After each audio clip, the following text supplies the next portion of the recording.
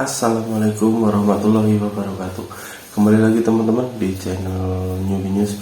Jadi untuk video kita kali ini kita akan coba nge-react ya teman-teman, salah satu konten dari channelnya Cokotub ini mengenai kondisi terkini ya. Kebetulan di video kita kali ini pembicaranya itu adalah Profesor Ihsanuddin Nursi, gimana beliau memberikan pandangannya terkait kondisi Islam dunia saat ini. Oke, tanpa berlama-lama kita langsung simak videonya. Umat Islam di dunia, bukan hanya Indonesia, sudah dalam posisi amat sangat berdesak. Yang pertama, umat Islam di dunia tidak memiliki teknologi secanggih mereka. Yang kedua, umat Islam di dunia tidak punya kemampuan membangun opini publik di dunia. Seluruh media massa, bahkan sejak 1997 ketika mereka sudah menyatakan sosial media sebagai wujud persenjataan, umat Islam di dunia ya, cuma sekedar masalah sebagai pemakai, cuma sebagai user, bahkan sebagai operator pun kita begitu didikte habis-habisan untuk menggunakan gadget itu posisinya.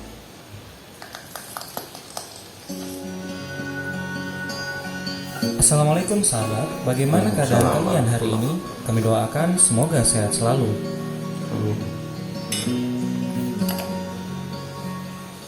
Teman-teman, situasi ekonomi politik internasional yang sedang terjadi baik di kawasan Australia, di Eropa, atau bahkan di Amerika. Setelah ada ancaman yang namanya C-19 akan lebih ganas, diduga akan lebih ganas, mereka melihat bahwa ada ancaman besar ke depan di mana dunia akan lebih panas, kata mereka. Mereka menyebutnya sebagai satu peringatan besar dari situasi global karena climate change, perubahan iklim, sudah tidak bisa lagi diatasi. Di beberapa negara bagian Amerika memang tingkat kepanasan sudah mencapai demikian tingginya, bahkan sudah mencapai 54 derajat Celcius. Ada yang 52, ada yang 54. Sebelumnya juga terjadi di Australia kebakaran yang luar biasa. Saya melihat global climate change itu pada hakikatnya adalah satu kampanye besar yang dilakukan oleh satu partai bernama Demokrat sejak Al Gore sebagai lawan jatuh ke Bush pada pemilu 2004 di Amerika, upaya untuk membangun sebuah strategi baru menguasai dunia. Global climate change sebagai tindak zalim yang terjadi di panggung dunia itu akan terkena ke seluruh dunia, di mana mereka memaksa seluruh dunia harus tunduk pada aturan-aturan. Ini baru. Kenapa saya kemudian menggeser dari posisi hijrah yang pertama sampai dengan tentang situasi yang terakhir? Karena saya melihat umat Islam di dunia, bukan hanya Indonesia, sudah dalam posisi amat sangat berdesak. Yang pertama, umat Islam di dunia tidak memiliki teknologi secanggih mereka. Ya, yang kedua, umat Islam di dunia tidak punya kemampuan membangun opini publik di dunia. Seluruh media massa, bahkan sejak 1997 ketika mereka sudah menyatakan sosial media sebagai wujud persenjataan, mendekati akhir zaman ya, cuma sekedar sebagai pemakai, cuma sebagai user, bahkan sebagai operator pun kita begitu didikte habis-habisan untuk menggunakan gadget itu posisinya. Jadi yang pertama adalah bagaimana kita gadget ya, kekuatan atas teknologi. berlebihan. Yang kedua, kita tidak punya kemampuan untuk melakukan imbangan atas kekuatan yang mereka bangun dengan kekuatan modal, dengan medianya. Yang ketiga, kita tidak mampu membangun kecanggihan mereka berorganisasi. Bagaimanapun kita harus akui mereka canggih dalam berorganisasi, walaupun kemudian kita lihat teknologi yang mendukung mereka untuk begitu cepat mengambil keputusan secara akurat. Yang saya maksud adalah lewat yang namanya teknologi yang mereka miliki, mereka bisa mengambil keputusan demikian cepat dan akurat. Dalam bahasa saya sederhana, keputusan mereka selalu memiliki speed, stamina, and akurasi. Punya kecepatan, punya daya tahan, posisinya, punya ketahanan tepatnya, dan akurat. Dan ini basisnya adalah teknologi. Nah, sesungguhnya umat Islam di dunia, khususnya di Indonesia, punya kemampuan melakukan satu keseimbangan, walaupun tadi disebut oleh Zulkifli Hasan sebagai segala sesuatu bentuknya berimbang. Tapi itu sekedar kata-kata.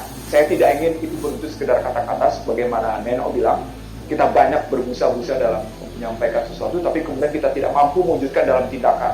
Saya ingin berhenti, teman-teman sekalian, dari sekedar berkata-kata. Saya ingin berhenti dari sekedar beretorika. Saya ingin berhenti cuma bicara di panggung-panggung diskusi, di panggung-panggung seminar atau webinar. Dalam pengertian berhenti adalah saya tidak ingin lagi dakwah model kata-kata itu tidak ditunjukkan dengan dakwah tindakan nyata. Nah, kalau sudah seperti itu, maka kata kuncinya adalah harapan baru yang kita mesti bangun. Harapan baru yang kita mesti bangun dalam posisi sekarang adalah kita mengubah sistem perekonomian yang kita miliki. Kita harus mengubah hal-hal yang patut kita tinggalkan, karena begitu kita berhijrah masuk ke dalam sistem ekonomi Islam, terutama ekonomi politik Islam, maka kita akan mendapat semakin liberal melihat setiap negara-negara di dunia. Hai orang-orang beriman, berhijrahlah kamu dan berjihadlah kamu, maka kamu akan mendapatkan tanah di bumi ini sedemikian luasnya daripada tanah hijrah, daripada tanah yang kamu tinggalkan, dan kamu akan mendapatkan ampunan. Saya kira ini salah satu gambaran betapa sesungguhnya orang diminta untuk meninggalkan sebuah satu sistem yang zalim. Ekonomi Islam memberikan harapan. 1 Muharram 1443 jika diterapkan dalam perspektif ekonomi Islam itu berarti perintah nanti untuk mengatasi yang namanya yang kehinaan. Sudah perintah untuk mengatasi ketertindasan. Disampaikan ya teman-teman ya. Karena bagaimanapun ya, tidak peduli siapapun akan yang namanya masyarakat berpuasa, dan secara ekonomi politik sesungguhnya dalam sebelum itu terjadi lagi, yang kedua, kita akan dia harus mengatasi, dia harus membebaskan kondisi yang harus memunculkan dalam yang namanya chaos, mengatasi ya. kemiskinan, bebas dari kemiskinan. Lalu yang keempat adalah dari ketimpangan, yang kelima adalah kehinaan. Jadi permintaan atau anjuran Allah untuk berjihad di jalan. Kalau kalimat 218 Al-Baqarah jelas sekali kalimatnya, berhijrah dan berjihad. Karena tanahnya hijrah itu lebih luas dan kau akan mendapatkan ampunan dengan rezeki yang luar biasa.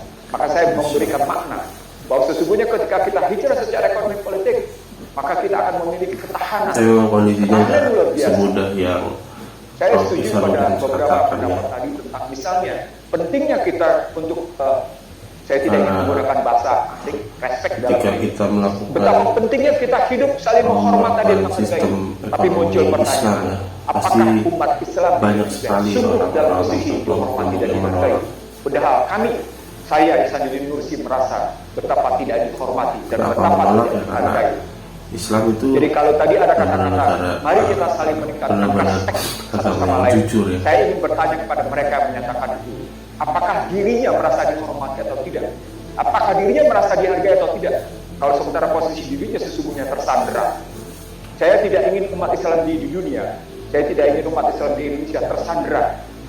Saya tidak ingin Habib Rizik Muhammad Syihab dalam posisi dizalimi terus-menerus.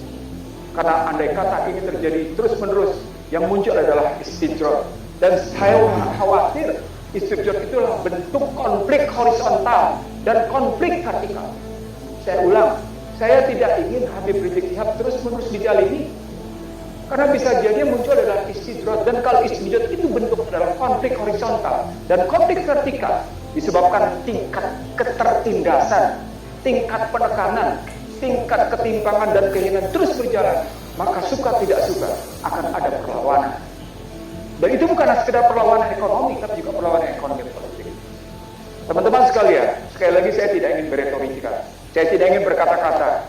Saya sudah mewujudkan dalam pekerjaan saya beberapa tahun ini, dan saya ingin mengatakan kepada Anda semua, ternyata sistem ekonomi Islam sesungguhnya justru memiliki ketangguhan amat sangat luar biasa.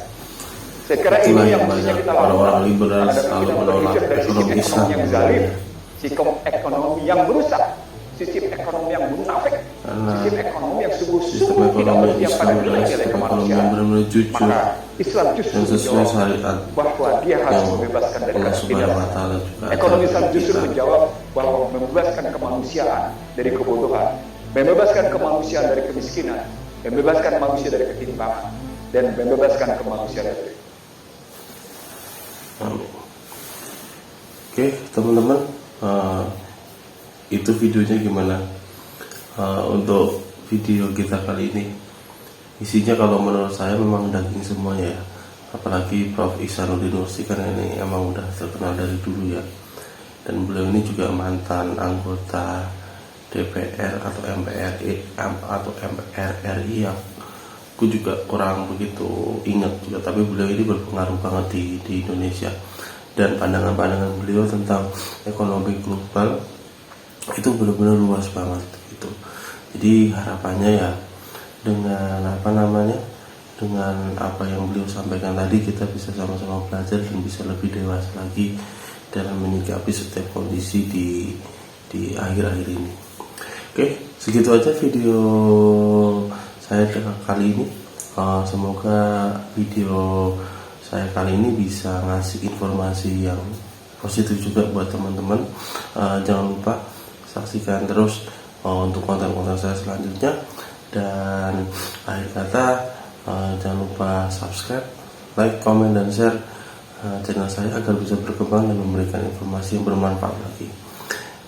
Oke, assalamualaikum warahmatullahi wabarakatuh.